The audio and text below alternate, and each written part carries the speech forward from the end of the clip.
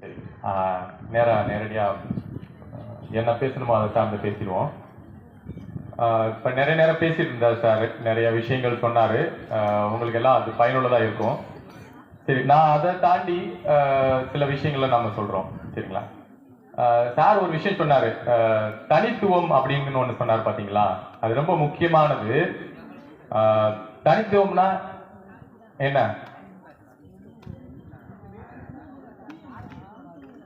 உங்களுக்கு தெரிஞ்ச விஷயங்கள் சொல்லுங்களேன். தனித்துவம்னா என்ன?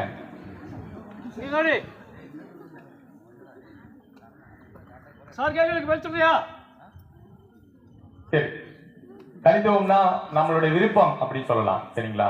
ஒரு சிலருக்கு விளையாடுறதுல ஆர்வம் அதிகமா இருக்கலாம், ஒரு சிலருக்கு வரைகிறதுல அதிகமா இருக்கலாம், சிலருக்கு வந்து உடல் சார்ந்த விஷயங்களை தெரிஞ்சுக்கணும்னு விருப்பம் இருக்கும். சரிங்களா? சிலருக்கு கட்டிடம் சார்ந்த விஷயங்கள்ல விருப்பம் இருக்கும். சரிங்களா? அப்புறம் நம்ம 12th முடிச்சுட்டு நம்ம அடுத்து என்ன படிக்க போறோம் அப்படிங்கிறத இந்த விஷயத்த மையமா வச்சு நம்ம அடுத்து படிச்சோம்னா அதுல நம்ம ரொம்ப நல்லா நிறைய விஷயங்கள் நம்ம தெரிஞ்சுக்கிட்டு நல்லா முன்னேற முடியும். என்னோட அனுபவத்துல நான் சொல்றேனே, எனக்கு வந்து மருத்துவம் சார்ந்த விஷயத்துலதான் படிக்கணும்னு என்னோட விருப்பம். ஆனா என்னால மருத்துவம் படிக்க முடியல. நான் என்ன பண்ணேன், இன்ஜினியரிங் படிக்க போயிட்டேன். இன்ஜினியரிங் படிக்கும் போது எனக்கு இப்ப சார் சொன்ன மாதிரி அப்பெல்லாம் கம்ப்யூட்டர் அந்த மாதிரிலாம் எதுவும் கிடையாது. என்ன டிபார்ட்மெண்ட் இருக்குன்னு கூட எனக்கு விழிப்புணர்வு இல்லை அப்போ. சரிங்களா? தட்டெல்லாம் ஏதோ எல்லாரும் படிக்கிறாங்க, நானும் இன்ஜினியரிங் படிக்கணும், எல்லாரும் ஏதோ டிபார்ட்மெண்ட் படிக்கிறாங்க, நானும் ஒரு டிபார்ட்மெண்ட் படிக்கணும். அப்படிதான் ஒரு 4 வருஷம் படிச்சது. சரிங்களா? ஆனா அந்த 4 வருஷம் படிச்சது அதன் மூலமா ஒரு பொருளாதாரம் நமக்கு கிடைச்சது சரிதான். ஆனா அதை தாண்டி நம்ம மனசுன்னு ஒண்ணு இருக்குல்ல, நம்ம மனசு, நம்மளுடைய உடல் நலம் அப்படின்னு இருக்குல்ல, அது இரண்டும் வந்து நம்மளுக்கு விருப்பம் இல்லாத ஒரு தொழிலை செய்யும் போது, ஒரு வேலையை செய்யும் போது அது ரெண்டும் வந்து கெடுது. அது வந்து என்னோட அனுபவபூர்வமா நான் சொல்றேன். அதுக்கப்புறம் நான் இதெல்லாம் உணர்ந்ததுக்கு அப்புறம் என்ன பண்ணேன், சரி அப்புறம் நம்மளோட விருப்பம் என்ன, நம்மளுடைய தனித்துவம் என்னங்கிறது எனக்கு தெரிய வந்தது. எனக்கு இந்த உடல் சார்ந்த விஷயங்களை தெரிஞ்சுக்கணும், உடலுக்குள்ள என்ன நடக்குது, நோய்னா என்ன, நம்ம மனதையும் உடலையும் எப்படி நல்லா வச்சுக்கிறது அப்படிங்கிறத பத்தி நம்ம யோசிக்கும் போதுதான் எனக்கு இப்படியான ஒரு வாய்ப்பு இருக்கு, மருத்துவம் சார்ந்து நம்மளால படிக்க முடியும். அப்படிங்கிற போது நான் இன்ஜினியரிங் வேலை பார்த்துட்டு இருக்கும் போதே இந்த மருத்துவத்தை நான் படிக்க ஆரம்பிச்சேன். அக்குபஞ்சர் மருத்துவம், மரபொலி அக்குபஞ்சர் மருத்துவம்.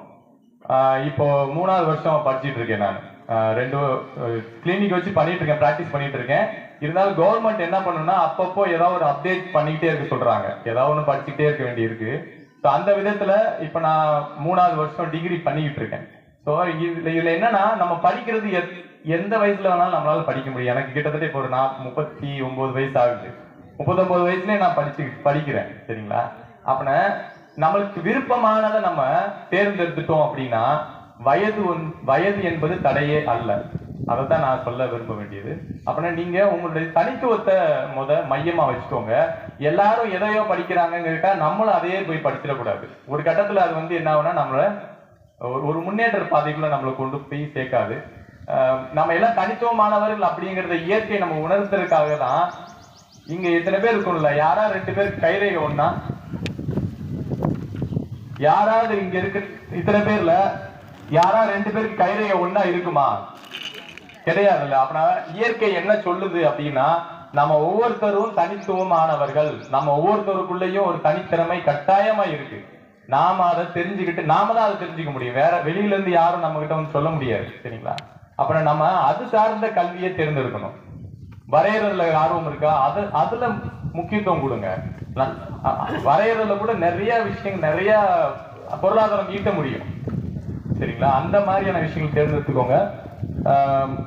இன்னொன்னு, வெளிநாட்டுல எல்லாம் பாத்தீங்கன்னா அவங்க அப்பா அம்மா டிபெண்ட் பண்ணிலாம் படிக்கிறதுக்கோ செலவு பண்றதுக்கோ இல்லை. அவங்க கிட்டத்தட்ட ஒரு 12 வயதுல இருக்கும் போதே ஏதாவது ஒரு வேலை செய்ய ஆரம்பிச்சிடுறாங்க. சரிங்களா? ஆனா இங்க வந்து அப்படி கிடையாது. ஒரு 22 வயசு வரைக்கும் பெற்றோர்கள் நம்மளை வந்து பொத்தி பொத்தி வளர்க்குற சூழலுக்கு தான் இருக்குது. நம்ம அவங்கள டிபெண்ட் பண்ணியே இருக்கிறோம். சரிங்களா? அதை தாண்டி உள்ளூர்ல கிராமங்கள்ல நம்ம இருக்கிறோம், இல்லை எங்க இருக்கோம் அப்படின்னா படிக்கும் போதே ஏதாவது சின்ன சின்ன வேலைகளை நம்ம கத்துக்கணும். சரிங்களா? முக்கியமா மரபு சார்ந்த வேலைகளை கத்துக்கோங்க. எந்த வேலை செய்யறோமோ இல்லையோ விவசாயத்தை கத்துக்கோங்க.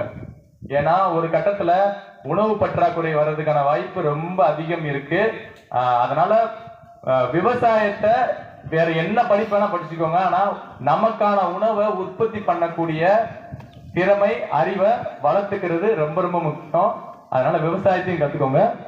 சரி, அடுத்து எல்லாத்தையும் தாண்டி எந்த வேலைக்கு வேணாலும் போங்க, என்ன வேணா செய்யலாம். ஆனா அறம்னு ஒண்ணு இருக்கு.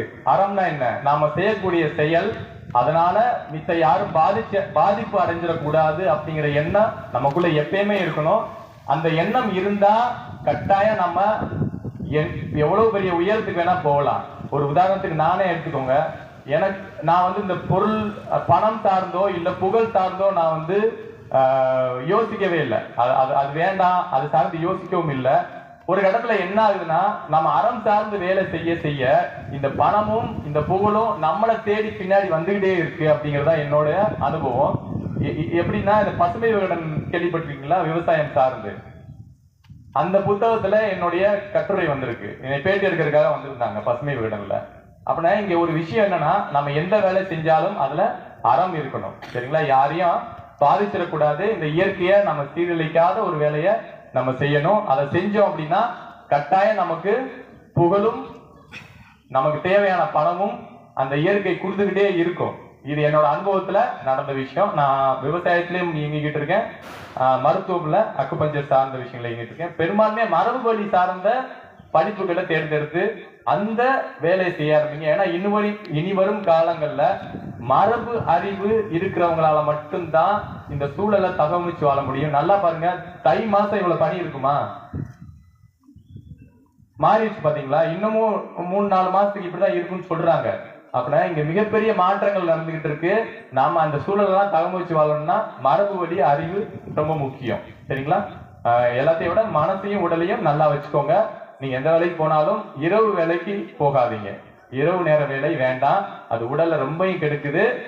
மிச்ச வேலைகளை 9 மணிக்கு போனீங்களா, ஒரு 5-6 மணிக்கு வந்தீங்களா, அந்த மாதிரி வேலையை தேர்ந்தெடுத்து படிங்க. சரிங்களா? நல்லது, நன்றி.